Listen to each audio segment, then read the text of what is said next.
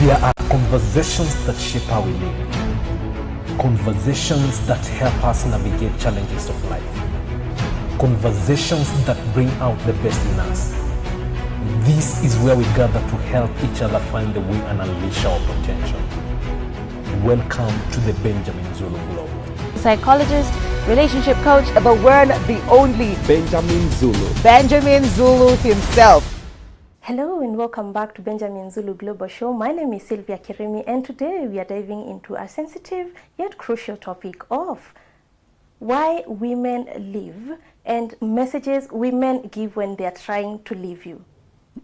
You know, I've been thinking about this. There is always something, there are always cues. But I don't know why it's difficult for people to say. Yeah. Yes. Somebody said when they're getting married, the man thinks she will never change. Yes. When she will, and the woman thinks he will change when he won't. Okay. Yes. The woman is marrying hope that this guy will improve. The man is settling into false confidence that she will always be this accommodating. You know? So today we are not discussing the crazy women. Crazy women are unpredictable. And there's nothing you can do about their unpredictability. All you can do is to avoid marrying one. So today we are talking about a good woman who meant to stay.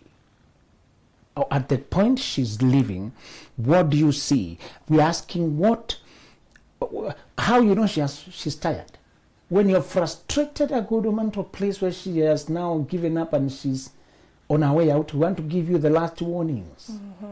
So that you try and redeem yourself. As we said, when you get a good person, everybody wants a good person who's caring, who's honest, who's true. Today those people are fewer and fewer and fewer. Society has become more, the moral fabric of society is getting more torn and torn. And even women are being encouraged to give themselves to older men for money.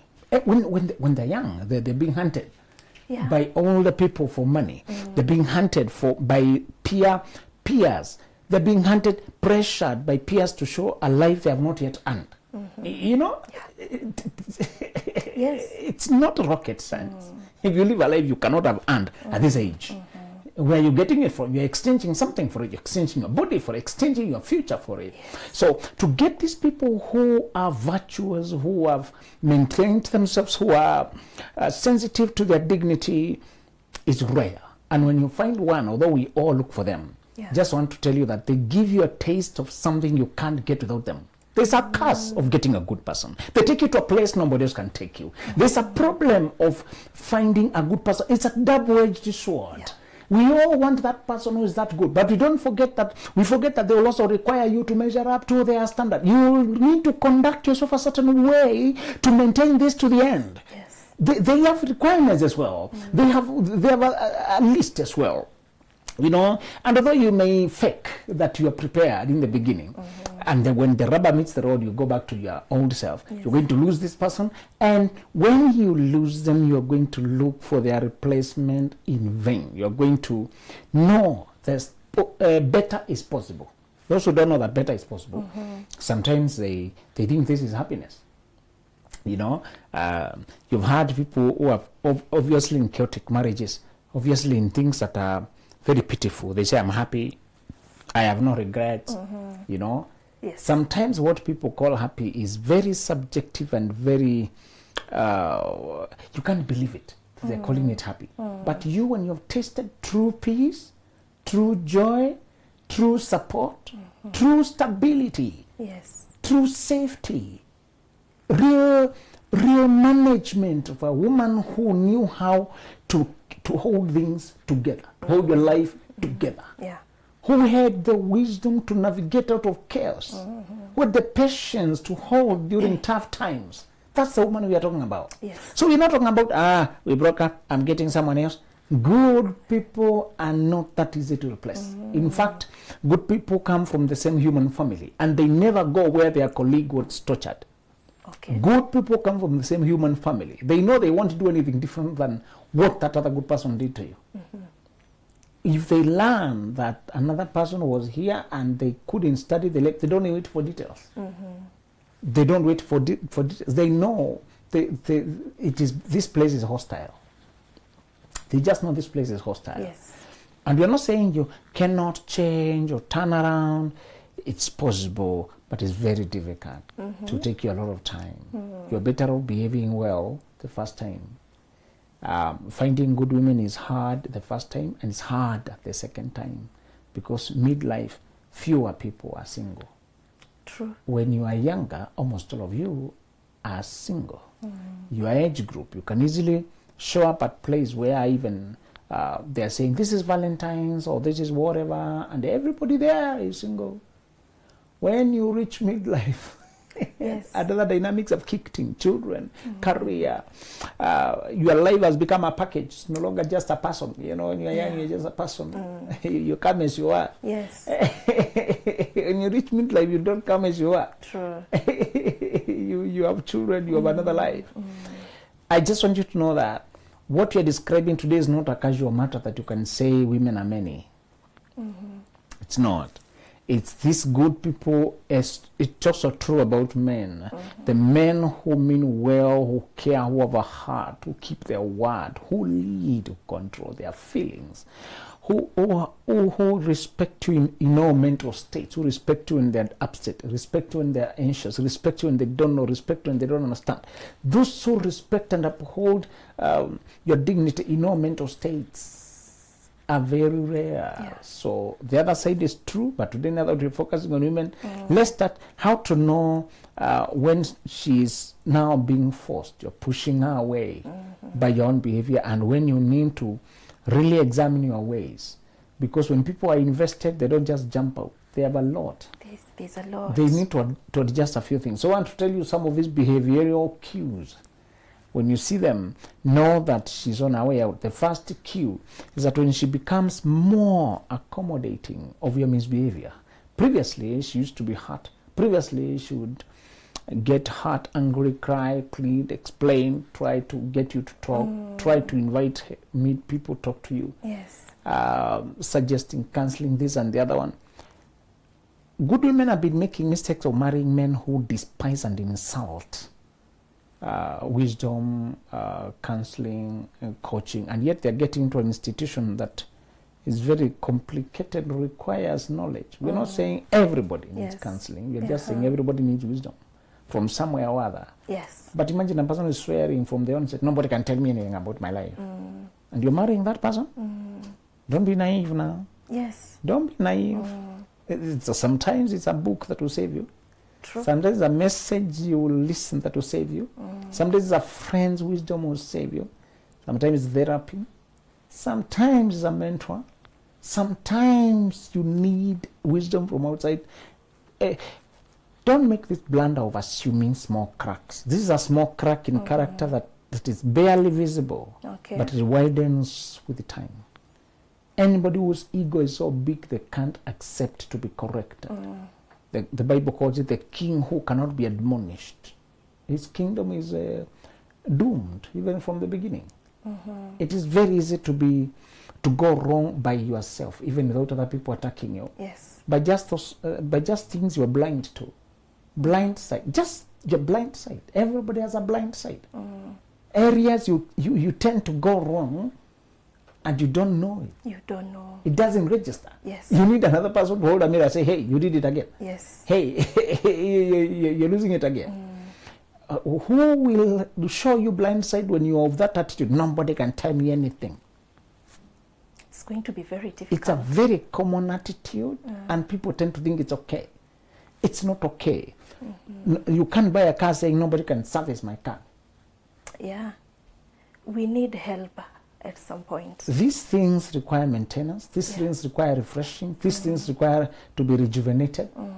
And you are not an expert in everything. In fact, even when you are a surgeon, you can't operate on yourself. True. This time you are the one on the table. Yes. This time you are the one on the, you have the knowledge, but this time you need something else. And do you know a person who keeps saying nobody can tell me something? They're also saying even you can't tell me anything. Yes. They are also saying that. Yes. And they're going to be very touchy, sensitive, and you're going to walk on eggshells when you're trying to pass any message. You're going to go round and round looking for an opportunity to drop one simple message. That mental torture? Do you want the mental torture of having to handle an ego that is the size of an elephant so carefully before you even communicate a simple thing? You could have communicated in a minute. Somebody has said, I never saw it that way, I'm sorry. Yeah. And move on. Yeah. Do you want that? Careful now that you with your good heart, because as I told you, the reason good people end up marrying wrong is because they understand too much, you know. They give too much room. They hope too much. So don't be so understanding of this silently orange flag, not red, white. Yes. Just yellow in between. You know, the lights when they're changing. Yeah. And they're not yet in the danger, but they're not green either. They're changing. These some of the flags are just changing. When somebody has that attitude, they occasionally express it and they say, nobody can tell me about my life, my marriage, my body. Yes. That doctor is not you, but he knows your body. He or she has studied bodies, knows the bodies well. Your life has so many departments that you can't be an expert in them. And I just want you to know that when a woman has been trying and she's tired, when she has been asking you to change and it's not changing, and you've made it a habit. Remember, good people don't leave because you made a mistake. They leave because you made the mistake a habit. You've made it a habit to hurt them. Made it a habit. And remember, the things that hurt this good woman could be simple things like you come very late in the night or even in the morning, or you refuse to communicate. When you're out, they have to wait anxiously. They don't know when you come. You feel entitled to live alone. You're living a life as if you're alone. Yes. This person is not included. You don't always lose good people because of cheating. Cheating is one of the things one of the offenses. But sometimes it's just lack of inclusion. Yes. It's just lack of consideration. True. It's just when you don't make them a part of your life. And these subtle mistakes, offenses that are not explosive are the ones you're likely to assume. And you think why the person hurt so much. One thing good people want is they wanted also a complete home for their family, for their children. They really wanted a present parent. Yes. And that is very important for them. They also wanted a present companionship. They also wanted a companion who is present. They wanted a marriage that is real. They wanted something that is friendship, conversations, things that may seem small, like the social hour between work and bed. Yes. That social hour. Why are you always going to your friends and drinking? Who will now drink? Yeah. Who will your family drink with? Who will they talk to? Who are their friends? Can we also be friends? Are we just family? Can we also be friends? Can we also be really creating time and using those moments to bond and lazy around together? Yeah. You know, you cannot use the excuse of providing and working to now avoid the people you're providing for. So when this woman is no longer getting angry, you should now be concerned. When she's no longer crying that much, she's no longer pleading, making phone calls. So be careful before you tell people to stop calling you so much. Can't you have something else to do? One day they'll get something else to do. True. Stop asking people, keep texting, can you leave me alone? One day they'll leave you alone. And they'll remind you. They'll just use your words. Finally, I've left you alone. Yes. And the tables will turn. And you will find yourself that you took for granted somebody who loved you so much until they have learned to unlove you. Yeah. Learn to catch good people while they care. Yes. Because they cannot care forever. They're long suffering, but they're not forever suffering. They cannot wait indefinitely. At some point, they also know time is short. They only have one run of life. Yes. Previously, this knowledge was not common. People used to think the ultimate goal is to suffer in marriage and appear, a sacrificial lamb. To stay there when a person is just living their life and you're out there stranded. Yes. And you look like you are now you are fighting for marriage. Nowadays, people know that those vows we do, that those covenants you sign, they're just promises and expressions of intention. if you don't now follow through and show up, Yeah. if you don't avail yourself, marriage will not be worked by the wedding or not worked by the certificate. Those things were only creating space for us in order to do it. Yes. So we cannot marry, then you go away. There's no marriage there. We cannot marry, then you turn your back and go away. We cannot marry, then you leave me alone. Yes. That's not marriage. Marriage is when we marry and actually we stay to work it all, to work on it. When we marry and hold hands. Yes. When we marry and begin to journey together. It is only marriage when we are working together. It only works when both of us work on it. Yes. It's not a given. And some people think, because now you're officially my wife, officially my husband. Priorities No. If you do not come for us to work on the husband-wife thing, it will just be a shell, a certificate or empty thing. And many people don't want emptiness. Many people don't want emptiness. Many people know that they want a full life. They want a rich life. Yes. So when she's no longer getting annoyed by your behaviors, she's done. She's on her way out. The second sign is when she doubles down on her self-development because she's preparing to live without you. Yeah. Previously, people had organized their life with both of you in view. While you're doing this, let me do this. While you're doing that, while you hold that, let me hold this. When you do that, let me do this. Yes. So when you were two of you, there was a lot of team play. Eventually, both of you want to be able to make money, put your hands on the plow, lift things together. Eventually, you want to do all things together. But when you're working as a couple, Yes. somebody may stay back to do babysitting while the other one is working this way. Somebody may do this one, hold there, stay close to take care of this. That teamwork meant that at some point, somebody is concentrating on something else. So she might have been more, according to your teamwork game you had, more focused on one side of life because you are feeling the other Yes. while we are together. But now that you're frustrated her to a point where she can't do anything more, she begins to take care of herself. She begins to fill gaps, acquire the right knowledge, practice about surviving by herself, Yes. practicing doing business, start Yeah. networking with the people, start pulling out to stop asking for too much help, stop Yeah. expecting you too much in her life. She starts practicing and moving with speed as if she's preparing for life alone. Yeah. You see this shift of energy, that person has already concluded that there's no point. And the people keep apologizing, but they keep going back to what they're apologizing for. There are people who tire you through an apology that is just an insult. Yes. No intention to change. What is the point of saying sorry if you don't plan on stopping what you're saying sorry for?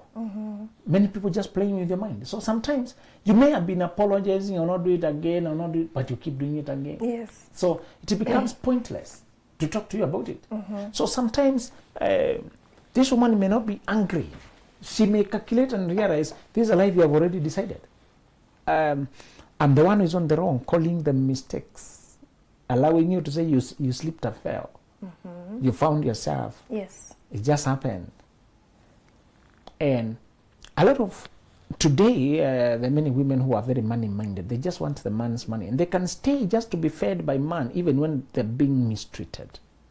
Unfortunately, we have women who are working themselves, but they're very greedy. I don't know if it's greed or self. I don't know what it is. But they will allow, just because the man provides everything, they will allow any kind of trash.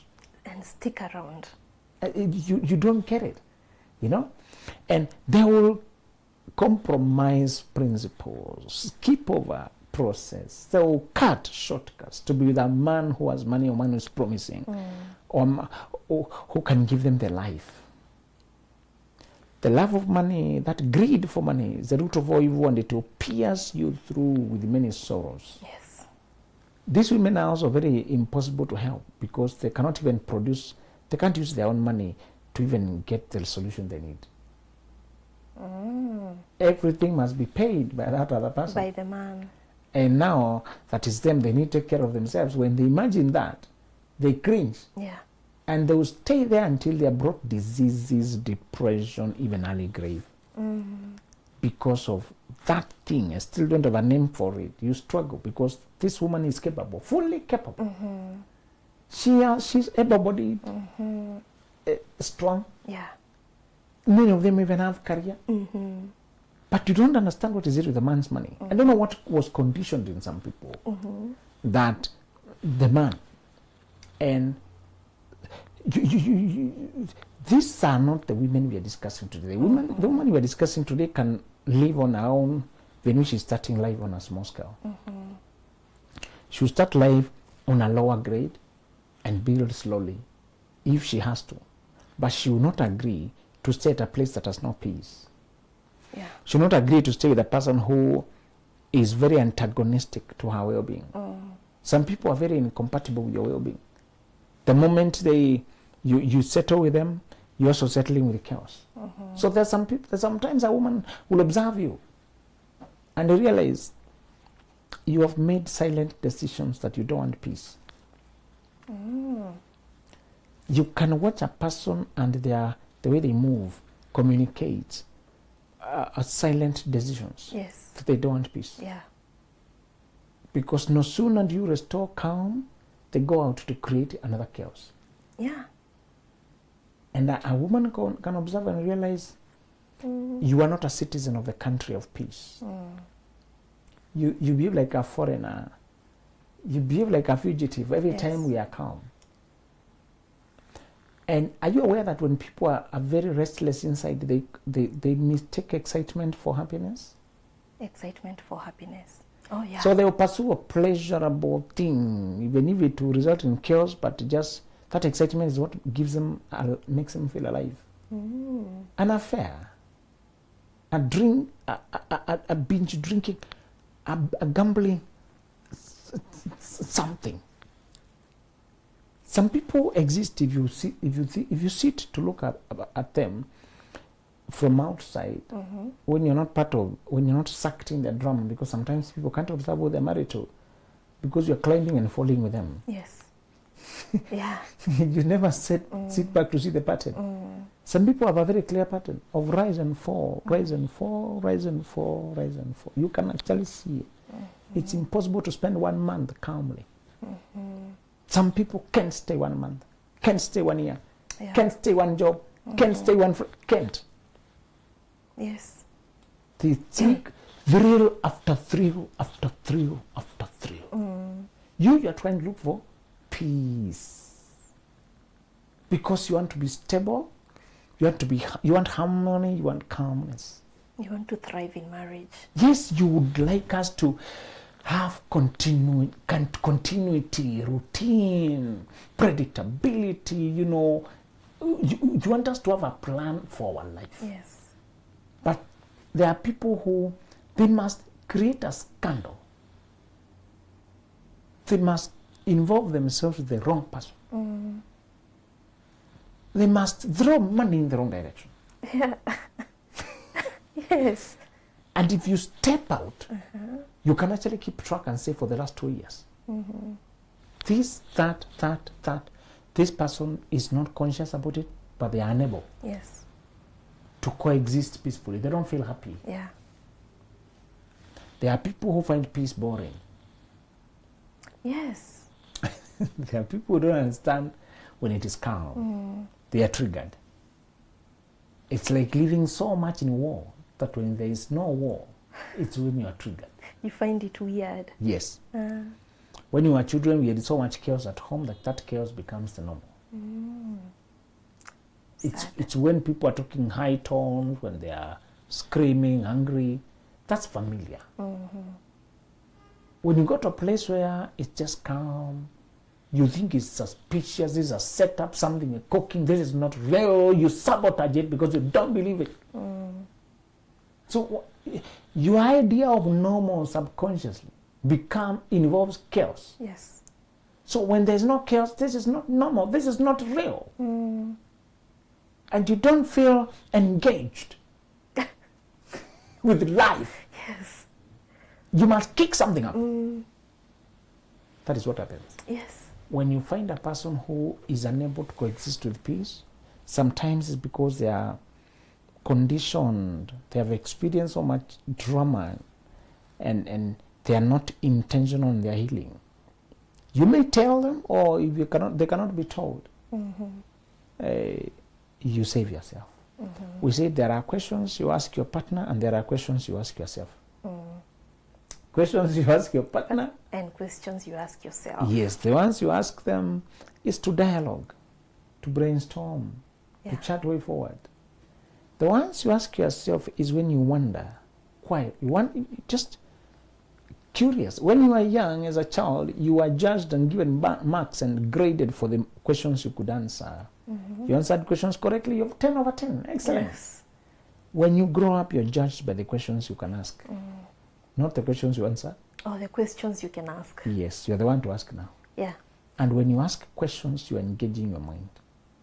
You are making connections. How come at around every Christmas we have a crisis? At around every birthday, how come? How come we don't? Why is it so rare for us to have a normal, peaceful outing? We must quarrel on our way. We must disagree while there. We must fall out somewhere. Why? How come we have been planning to have normal family meetings forever? Yes. And they never peak? You ask yourself. Yeah. Sometimes when you ask yourself questions, you begin to make connections. You begin to have insights. You begin to have conclusion to the patterns. And when you know patterns, you don't always throw everything away. You give the person a chance by showing them that this is predictive. This is showing that we will continue this way if you don't change the pattern. Yes. If they believe you, you're well and good, you're able to work on it. But if they don't believe you, we said sometimes a person, they need to be let alone to face the consequences of their choices so that they can be given a chance to change. So true love, loving a person genuinely involves letting them face what they refuse to change so that you can give them a chance to reevaluate. So, you know, a woman is done when she's doing self-development, yes, she's self-improvement, but it looks like preparing for existing alone. It looks like unlearning depending on you. It looks like she's being forced to go all her way because she's by herself. Yes. Your only solution when you see these cues that a woman is beginning to give up is to change your ways convincingly. Yes. Consistently. Sometimes it's too late. They tell you to change for yourself when their heart has already grown cold. Yeah. Change for yourself and your future relationship. Sometimes people can't come back when their heart has gotten tired. But hopefully you catch her while she's still wondering, I wish he could. I wish he could. He could change. Yes. When you catch her at that level, you're lucky and you've changed that union. Otherwise, if you delay too long, it will be too late. Yes. Okay. You know, when you are explaining about women who are depending on men for money and they have all the capability, you know, Yes. they have careers, they have everything. I feel like this takes us to the pre-25 thing that Yes. we've been talking about. Yes. That there's that prime years that people should be understanding themselves. Exactly. I feel like these women are the women that perhaps missed that part. Yes. And that is why they have not experienced life out there of working for their money. Yes. And it makes them comfortable. And it doesn't exist like a reality in their mind. You're very correct. One cause I've found with those people is that they just never set a bar for their life. You know, when you set a bar for your life, you can say, I always want peace, I always want dignity, I always want freedom, I always want to be supported. If I cannot get those things from a person, I'll be alone. I'd rather be alone. Yes. So I'd rather be alone than have those bare minimums. Yeah. You are supposed to set them during the single years. You say, I'll marry on these conditions. I'll leave the person on these conditions. But if you skip that stage, you'll have a very confused life until you try to do that midlife somewhere, which is very hard because you already have a person there, you try to impose new rules. Yeah.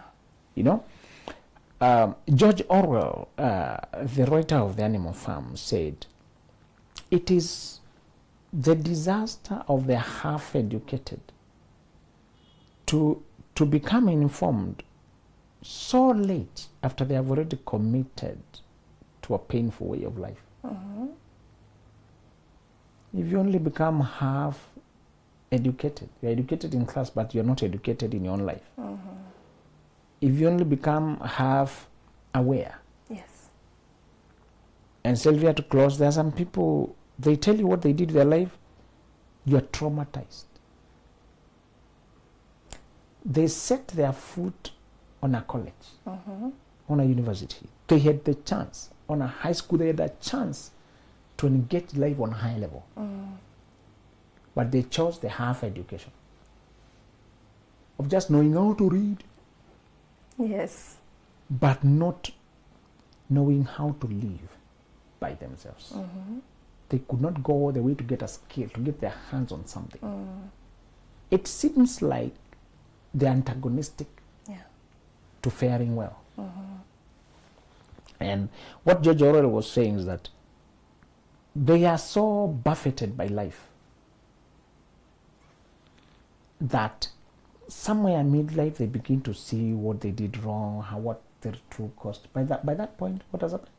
They have already committed themselves Yes. to a marriage, Yeah. to parenting, And time has passed. to childbearing, Yes.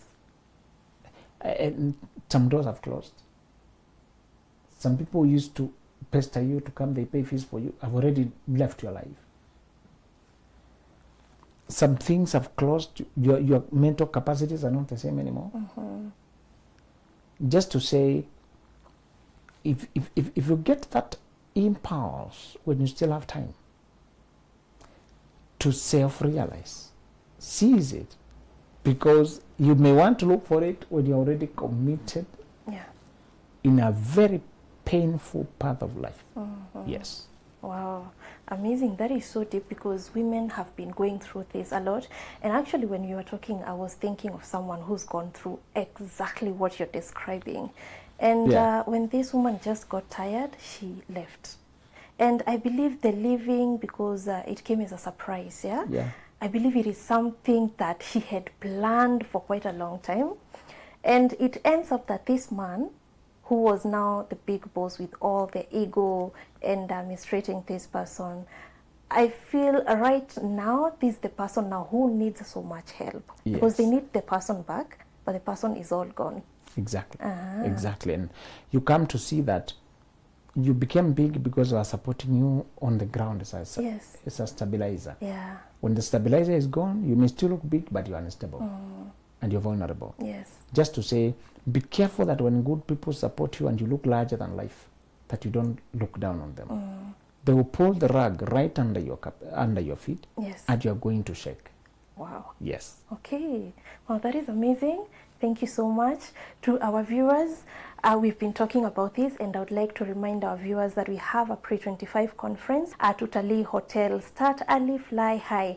You know, when we talk of pre-25s, we are talking about anyone who is below 25, and it's time for them to start planning their lives. This is the moment for you. You know, people need to understand their careers. People need to understand how to plan for their marriages, their relationships, before we make those mistakes. And some people, let me say some of us, wish they understood this earlier when we were below 25. Some of us feel the mistakes that they've made or the things that they are going through are things that they would have taken care of when they were probably 18 to 25. Because when you miss these prime years, I believe mistakes are really hard to correct when you have really gone. So please book your ticket on www.benjaminzuluglobal.com. Come, let's learn, let's understand these things, because we cannot afford mistakes in life. See you next time. There are conversations that shape how we live. Conversations that help us navigate challenges of life. Conversations that bring out the best in us. This is where we gather to help each other find the way and unleash our potential.